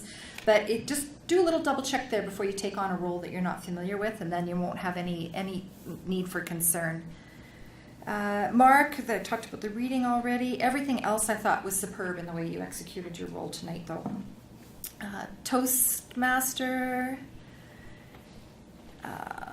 Okay, Joanne, the table topics. Great intro to the table topics and use of the meeting theme and the questions. It was just excellent. The only thing I'm not sure of, did you shake Linda's hand or did she get away from you before you could shake? Okay, that happens up here. Okay, good. But maybe Linda didn't. Okay, so it needs to happen up here. And I had to call Lana back. So yeah, just remember about your handshakes. Gennady, really good on the table topics evaluator. Time will get away on you every single time when you're TTE. Every time. So the thing to keep in mind is one strength and one room for improvement, and really reduce the amount of time you spend recapping that speech because we all heard it. So just the strength and the improvement and move on to the next one. That's a tip for everybody too, because I know it's really hard. In terms of evaluators, Abraham, I'm not sure why you carried your clipboard. If you're going to move around, leave your clipboard, because that's the intent of the lectern, is to hold your notes. So just leave your notes here, come over and say whatever it is that you're going to say. Go back, take another glance at your notes, move over, make your next point over here, and then carry on. I didn't think you needed to carry your clipboard. Lana, great evaluation. Totally loved your enthusiasm and your sincerity. You're doing great on your evals. Russ, for someone who had nothing to say, you did a great job. And that is it for my general evaluation this evening. I'm going to return control now to Shelley, who will take over the rest of the agenda from members doing it right on. You need a timer's report. Oh, yeah. Okay, yeah. Sorry, you are correct. Thank you. First off, she puts me to the end. And then I forgot about you. Okay, let's have it, Richard. I'll be short for today. The meeting started on time.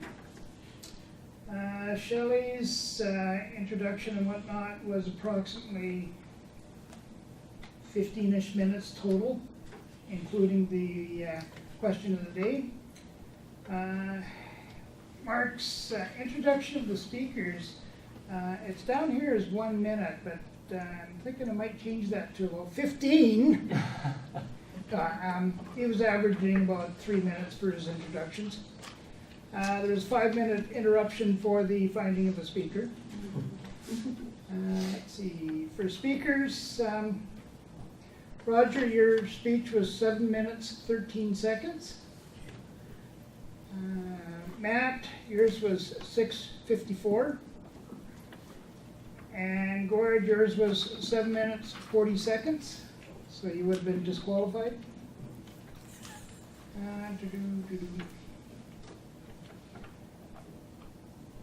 For Gennady, as far as your table topic evaluation, it was 4 minutes, 19, and you're slotted for a 3.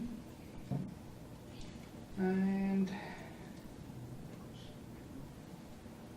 Evals all okay? For the Table topics, Mark spoke for 2 minutes, 22 seconds. Linda for 1 minute, 52.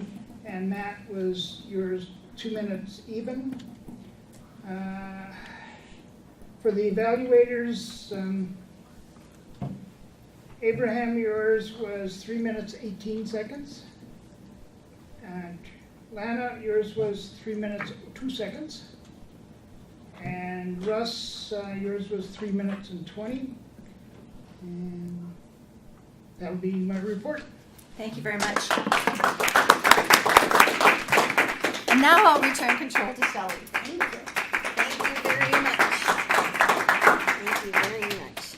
Yeah, this is awkward for me. Guess what I'm looking at? This thing.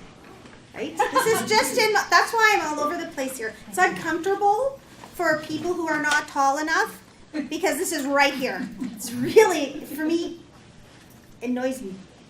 It's ghosty. It's whatever. That's all right. That's all right. We are going forward. We need one more report from the Mouser himself. Randy Mouse will come and give us the Quizmaster's report. Please.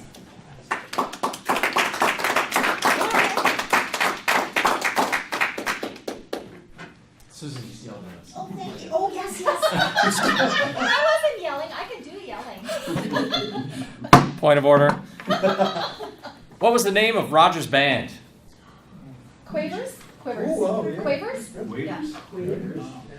What music was inspired as a predecessor to reggae? The stuff that you play. That's right. Which? You got it. Ska. Ska. How many years has this club been meeting at Fleur? 12. How many years did Matt grow up on a tropical island? 8. 7. Good. Name 2 of Matt's sports that he played growing up.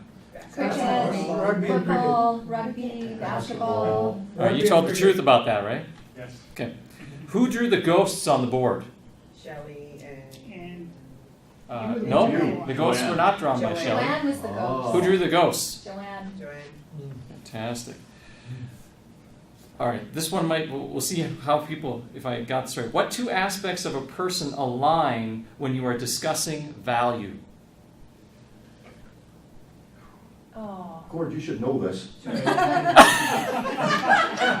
know the speech, but I wasn't How they paying think attention. of themselves and how other people think of them.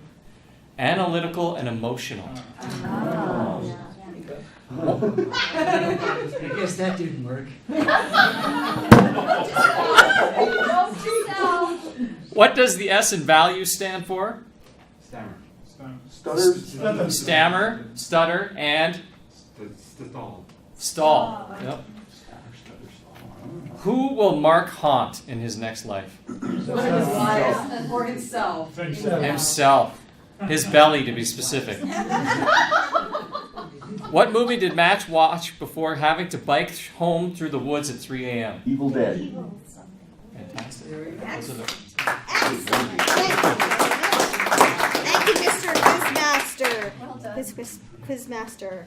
Shelley stepping in for the president, doing the members doing it right moment. I want to congratulate the people. Hands up if you signed up for this particular agenda before today. All right, that's great. I want to congratulate those members. You are doing it right. It is easier for everybody putting this meeting together if we have people signed up well in front of the meeting time. Not the day of the meeting, but the, Richard, you want to add something? I just want to add something to that. We're all adults here. And the reason that, there's clubs that will assign roles prior to, and if you're not able to take that role, then you have to find someone else for it.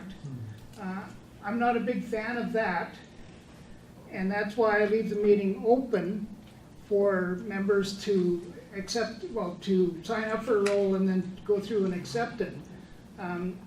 One thing I'm thinking about doing is marking the chairperson and the Toastmaster at the end of this meeting as an example, just randomly, so that we at least have the start of a meeting available, and then hopefully everyone will fill in afterwards.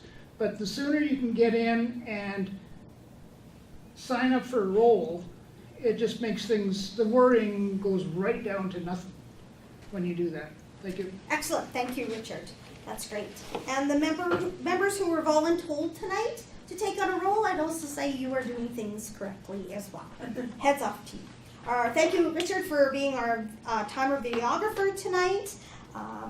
Thank you again to, it's Diane, your wife, isn't it? Diana, for sewing our lovely back of our banner. That's great. Now our guests. Remember way back at the beginning of this meeting, wake up, guests, wake up. All right, this is your time. I was going to ask you how you enjoyed the meeting. So I'll go in order on the board. Linda, you were our first guest coming tonight and a tabletop participant. How did you enjoy the meeting tonight? You want me to stand up? Yes, please. This is my first time at this meeting, and I've come to explore an advanced club, and I'm extremely impressed. The speakers are just amazing, all of you guys, and the evaluation is my personal fear. and I can just learn so much from all of you. You're brilliant in what you're doing. Thank you. Thank you. Yes, we'll have an application form ready for next meeting when you come and visit us. Nicole, where is she sitting? All right, Nicole, how did you enjoy the meeting? First of all, I had a great evening here. Like, I never been an evening or a meeting took 2 hours, but caught my attention for that entire 2 hours. So, great job. I'm really impressed. And I think you guys set the bar really high here. So I wish I can be one of you after many, many years. I don't know. I heard 5 years and 12 years and some. Okay, 1 year. Okay. Yes, in that way I have to work really hard on that. So what I'm saying is great, phenomenal evening. Great, thanks. Just to remind our guests, our prerequisite is to have the first 10 speeches of the first manual completed. So that's, and then you can Pathways. Yes. Yeah, and Pathways is at level 1 and 2 completed? It must be. Two levels in We'll correct that. Level 1 and 2 of Pathways completed. Susan, our past member visiting tonight, our GE, please let us know how we did.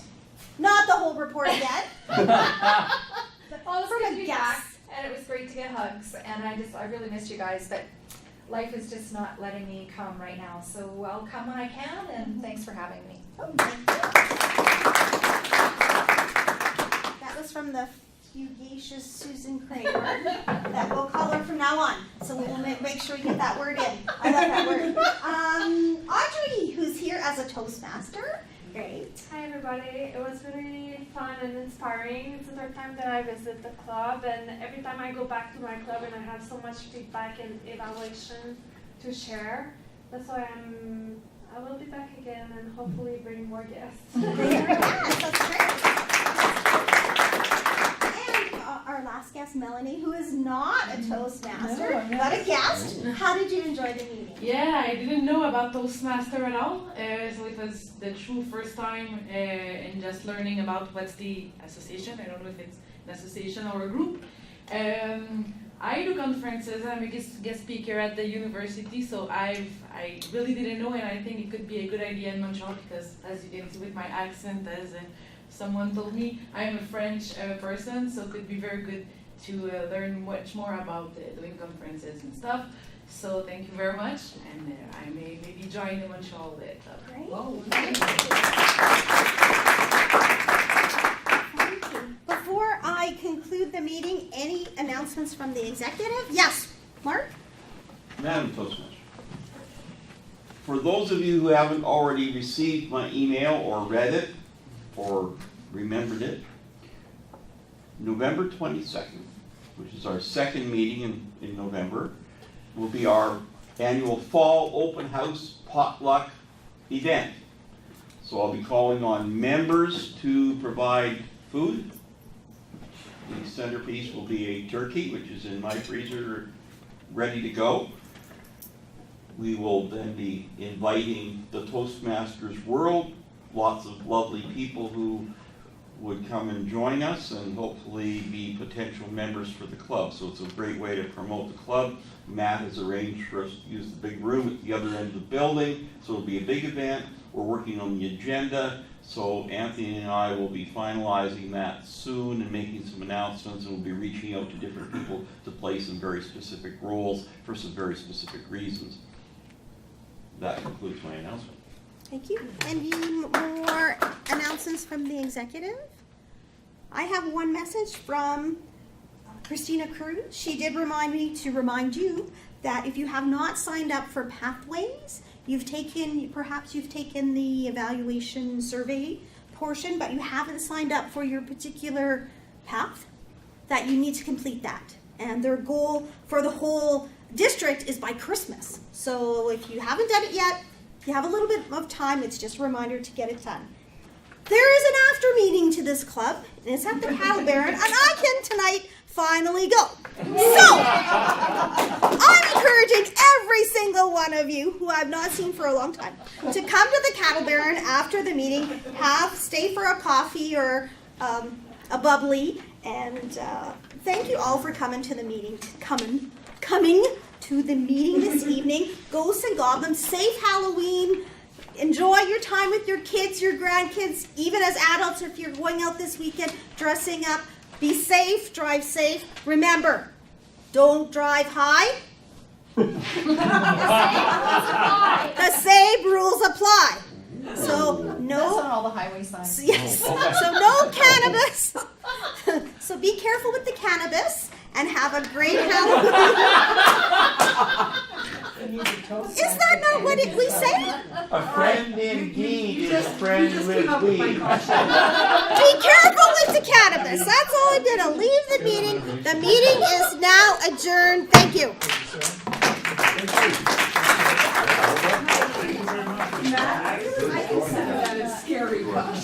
Was that? No, it was pretty specific. Richard, is there anything we need to